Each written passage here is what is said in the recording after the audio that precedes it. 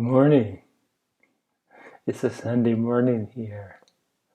Uh, we've still been in the midst of a heat wave.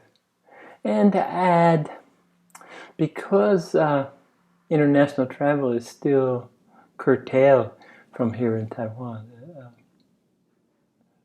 people of Taiwan are kids are out, they're going on holiday.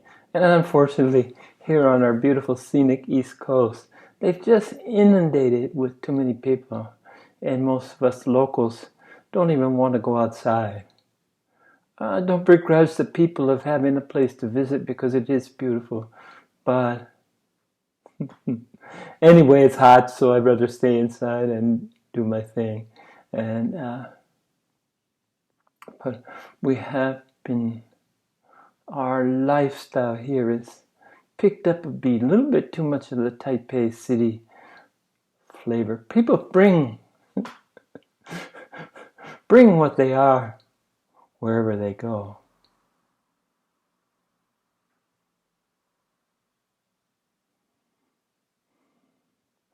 Now, today I wanted to talk about certainty.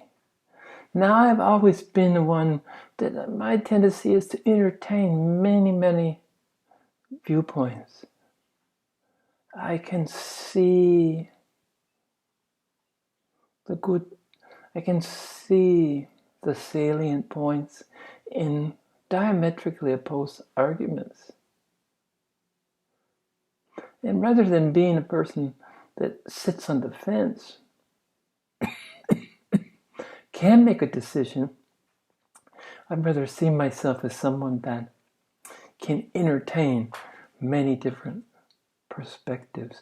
And that makes me fairly tolerant, or very tolerant, towards differences of opinion, difference of lifestyle, difference to approach.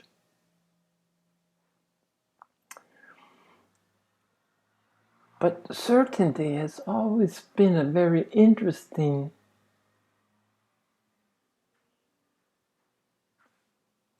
concept, a state of mind, to be certain. And having lived 72 full years, if nothing else, I'm a student of myself.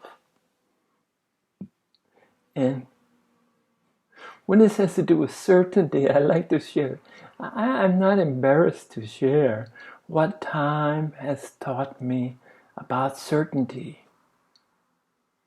On those rare occasions when I become polarized or sure of something, I have the words, I'm 100% certain, have unfortunately passed my lips before. And the interesting thing that time has taught me, and now I know, to be forewarned is to be forearmed. So now, what life has proven to me, that every time I said I was 100% certain, I've been wrong 100% of the time. Pretty good percentage, huh? If it was baseball, my batting average would be 1,000. But time has shown me, time after time has shown me that when I get in this state of mind, and I'm very adamant about it, I'm very vocal about it, I will argue about it, only to find sometimes in a quicker time frame, other time it's more extended, but the commonality is that I'm always wrong. So now, as soon as the words I'm sure, I'm certain, 100%. Even that's the biggest red flag when it's 100% sure. Well,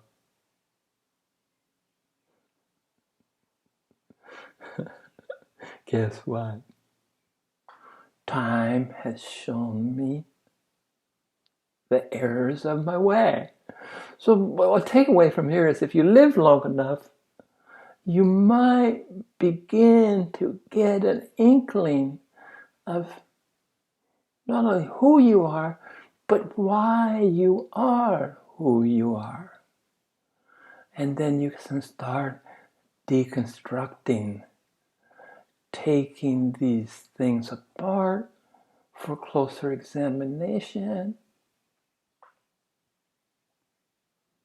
Upon evaluation, followed by re-evaluation, followed by further evaluation, you can cherry pick. You can select the things that, okay, this is past the litmus test of time. So I can relax into this particular characteristic with the solace, at least partial solace, of that time hasn't completely deconstructed this element, this aspect of our personality. But in the case of certainty, I wonder if it's safe to say, I am certain that when I am certain, I'm certainly wrong. Can I even be secure in that certainty? The certainty that know that just by being certain, time will prove me wrong. And actually, as I'm speaking to you, I understand that I can't even be certain of the certainty of being certain will ultimately end up wrong. I can't be certain of that because that goes back into certainty. So in some twisted way, being certain of being wrong every time I've been certain is probably wrong. Again, and how to reconcile, I don't even know. But today, I'm talking about absolute certainty. And this is in the context of this transformation I've been going through. Once I was shown that the witness, that external witness as I experienced it, was actually one and the same with my selfhood, my selfness, one and the same. Unlike my 33 years of Rinzai Zen discipline, Rinzai Zen study, in the search for clarity. I wanted nothing more than to be clear, and my understanding was that only through silencing the mind. Well, that was a daunting task that I eventually gave up on, silencing the mind. I have been able to tame it at times, quiet at times, separate the categories of mind from the monkey mind to a more useful tool of rationality, if you will. Understanding that the mind has a place, certainly not in decision-making process, but it has a place, can be used to sort, file, store, and ultimately access information to knowledge, to its ultimate expression of wisdom. But it certainly, and so I thought, okay, well, apparently to be clear is not a gift that I will experience in this lifetime. I just let it go. But I recognize how single focused I was on clarity. And now, through the merging of the witness and the self, I've been led to understand that this could lead, could unlock that elusive goal of clarity. I remember I'd given up, and I'm still in that state. But events have been occurring on the last 3 months that I'm in a transition. A transition that will result in a transcendence. The best kind of transition, after all, in my humble opinion anyway.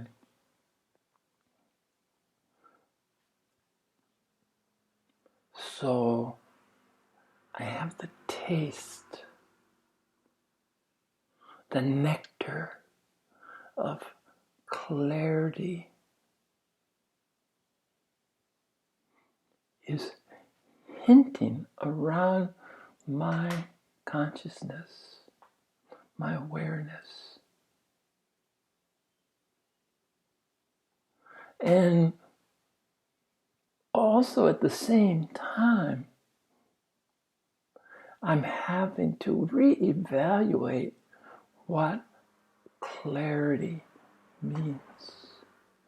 Now, somehow, when I was talking about absolute certainty, this is what I had linked together. Clarity would be when I saw everything in terms of, from a state of absolute certainty. And as I built up this whole talk about absolute certainty,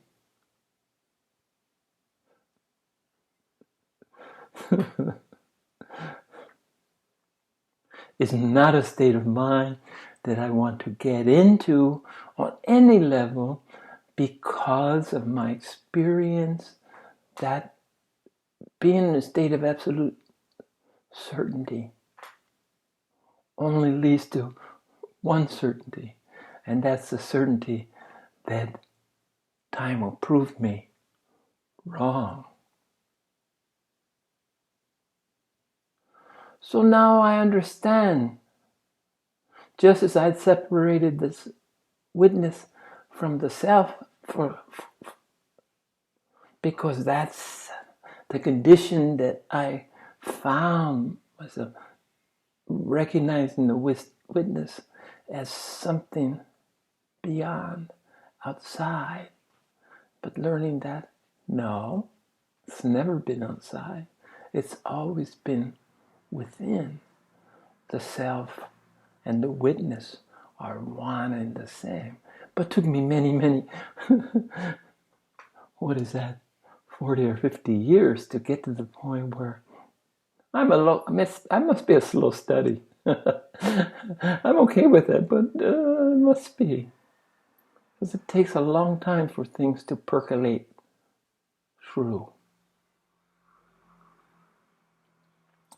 But just as I wedded those two, to even begin to put myself in a state where I could begin the process of unlocking clarity. I certainly don't know where the key is yet, but I know that it lies somewhere not too far, not too removed from my grasp. But now, just as I had to review, I had to understand witness and self, I had to start looking at what I considered clarity. And clarity meant to be absolutely certain. And paradoxically, I'm only absolutely certain about one thing. And that is, one cannot be absolutely certain about anything. And again, I'll work on that. This is my stuff of meditation. I'm absolutely certain that one cannot be absolutely certain of everything. Well, I'm expressing an absolute certainty. So I'm going to spend this afternoon in my meditation and see where that takes me. I'm laughing because I know that it won't take me anywhere I'm anticipating that it just might. Anything, any place that I'm speculating that it just might take me. It's an unknown entity, an unknown destination. And that's the beauty for me of meditation. I can bring to the table. Now, just because I bring it to the table and I sit on it does not mean that that's the issue. That's what will come up in my meditation. I'm better served when I'm wide open.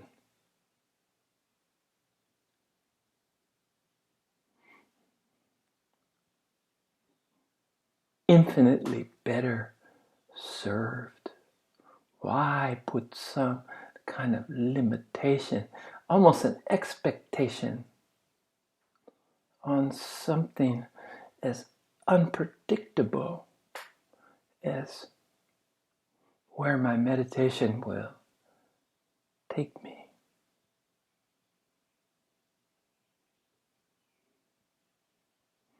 And even though I have a theme that I might sit down with,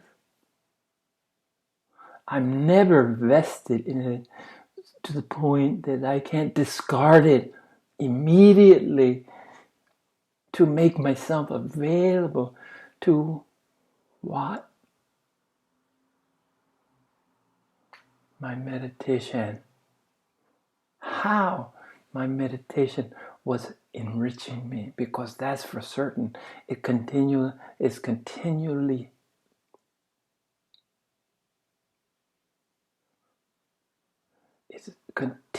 adding. And there's another certainty. I catch myself. So I have work to do with this certainty thing. That's for certain. Sorry, I'm having fun.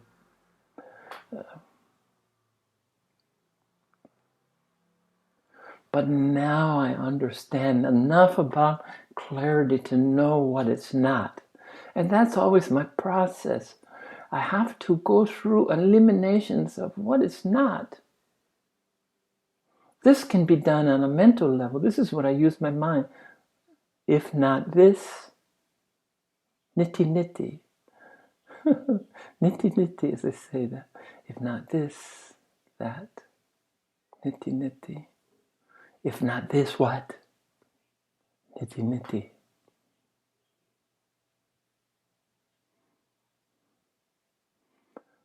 So, here I sit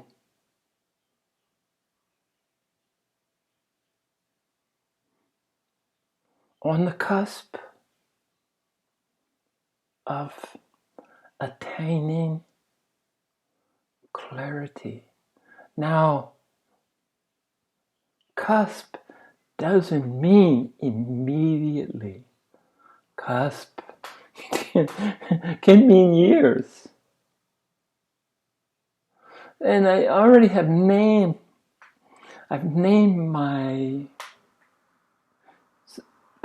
teaching the day of revelation. This is reserved for the when clarity is revealed to me.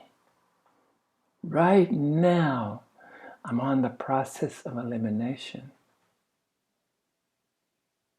So this absolute certainty that in my mundane, everyday life, I've learned to not only abandon, but to laugh at myself every time I find myself convinced with certainty that I'm correct.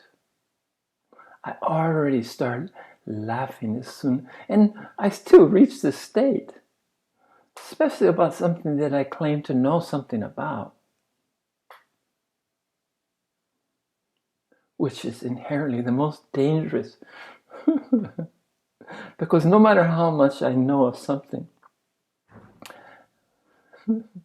it's just a little bit of what can be known about anything and everything. So now I know one more thing that clarity isn't.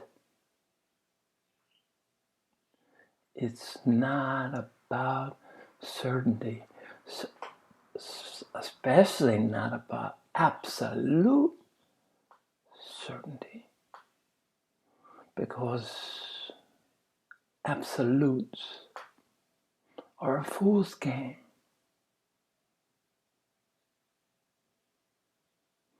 There are no absolutes. So that can dismiss a lot of, but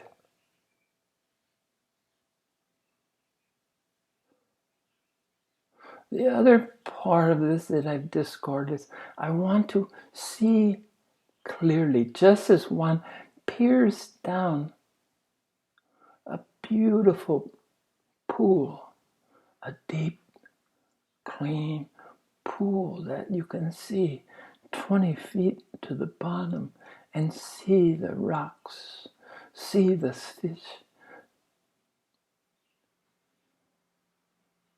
To see clearly, wow, this, although a useful metaphor when you're thinking about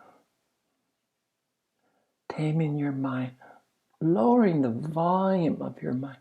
And my best achievement in this has been to soften it, to quiet it.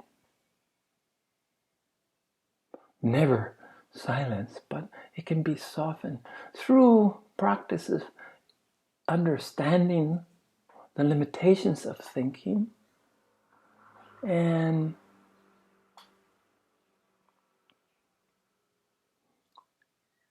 laughing at your mind when it can even entertain the idea that it might have some kind of insight, some kind of understanding. It's just a tool to the process of understanding. That's the best case scenario. That's why we have fine minds, in my opinion. We have fine minds. Why are we all fools? That life would be much simpler to be a fool, to not be burdened with intellect, but not be burdened with the fine tool, the mind.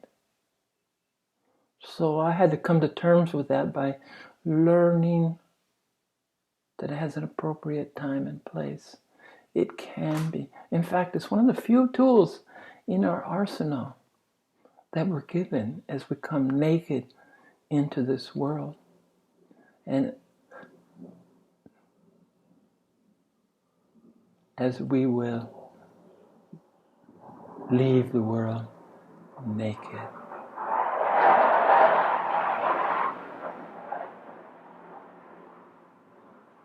So It's not about being able to think clearly.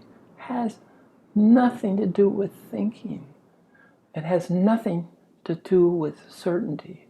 And that's the point I'm at as I'm sharing this teaching. Sharing my experience. As I said, I'm documenting this transformation because it will be useful to me to review. It may be a good teaching tool in the future when my teaching days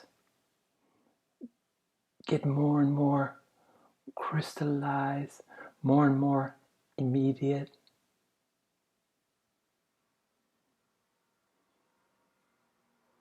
It may be helpful then. And my firm, really the motivation behind these sharings, and other than documenting, is that some of it may be a little bit useless. Useless, yeah. Some will be useless to some of you, but maybe a little of it will be useful to a few of you that can identify with similar experiences, similar processes. Maybe you can anticipate the time that you might go through this process. Remember, whatever you're involved in is exactly where you're meant to be. There's no universal time frame.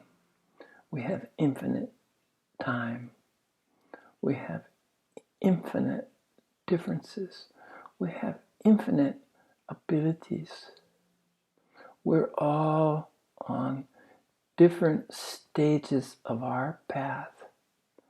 I suspect, just a suspicion, that it's virtually impossible to find some soul out there that's exactly where you are in your process. So you can let that go. Please let that go. I should be. Remember the conditional tense. Should have, would have, could have. Should have, would have. Shoulda, coulda, woulda. Should have, could have, would have. If you find yourself using any of these, let it be a red flag. Immediately dismiss the conditional tense. Because you are where you are. You are where you are intended and meant to be. You are in your own unique, beautiful process.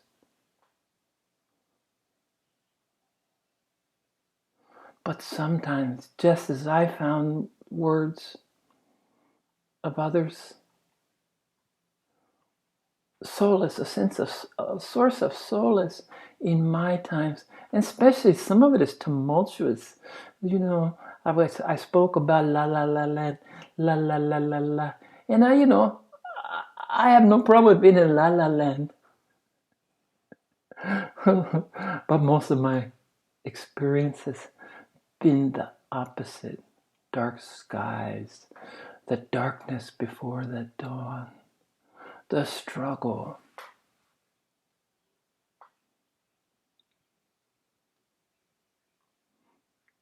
And now I meet both of these conditions, la la land and struggle, in a state of equanimity.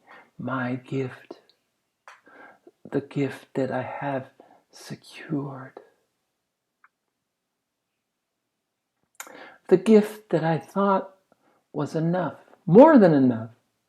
I'm very fortunate to have this equanimity. But now it seems that an understanding of clarity, which will lead to living in the state of being clear. Whatever that means. I honestly can admit freely that I have absolutely no idea of what clarity is. How will my worldview change? I've lived with equanimity long enough to know the gifts that lie therein. But now I'm way behind. I'm in kindergarten. I'm in kindergarten when it comes to clarity because I have absolutely no idea. And I admit that freely and find it liberating. I'm liberated from expectations. And I'm passing the time, happily passing the time until that comes that I can have a sharing called Day of Revelation, when the nature of clarity was not only revealed but incorporated, becomes part and parcel of who I am and who I always will be, just as abiding awakening is a gift that keeps on giving, but it's a gift once you have abiding awakening, you can't go back. Once I was gifted with equanimity, I can't see the world in other, I can't see the value of seeing the world in any other way. To accept what is as it is, when it is, and why it is. To accept with the same grace, the same calmness,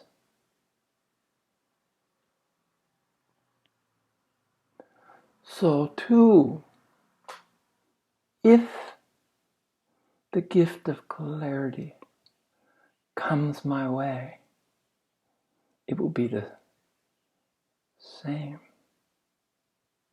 I will live it. I won't be able to escape it, even if I wanted to. So I've always desired, wished for clarity. I hope it's not a case that be careful what you wish for. What will it bring? What will be its gifts? How will it make me different? All I can say at this point is, don't know.